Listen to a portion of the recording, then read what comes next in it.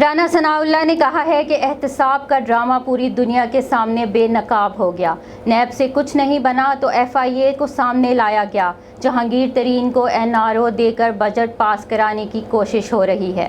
مسلم league نون پنجاب کے صدر رانا ثناء اللہ نے جوڈیشل کمپلیکس کے باہر میڈیا سے گفتگو کرتے ہوئے کہا کہ حکومت کا انتقامی احتساب کھل کر سامنے آ گیا۔ ملکی سیاست کو خراب کرنے کے لیے عمران نیازی کی شکل میں ڈرامہ رچایا گیا۔ حکومت نے 3 سال میں سوائے انتقامی کارروائیوں کے کچھ نہیں کیا۔ اس احتساب پر کوئی اعتبار کرنے کو تیار نہیں۔ رانا ثناء اللہ کا کہنا تھا کہ جہانگیر ترین کے خلاف بھی انتقامی کارروائی ہو رہی تھی۔ جہانگیر ترین کو دباؤ میں لانے کے لیے انتقامی کارروائی کی گئی۔ انہوں نے کہا کہ ایف آئی اے کے لاہور میں ڈائریکٹر اپنے پوری سروس کو انتقامی سوچ کی نظر نہ کریں۔ ایف آئی ڈائریکٹر لاہور انتقامی سوچ کا اعلیٰ کار نہ بنے۔ لیگی رہنما نے کہا کہ پنجاب کا کلچر اور زبان محبت کی زبان ہے۔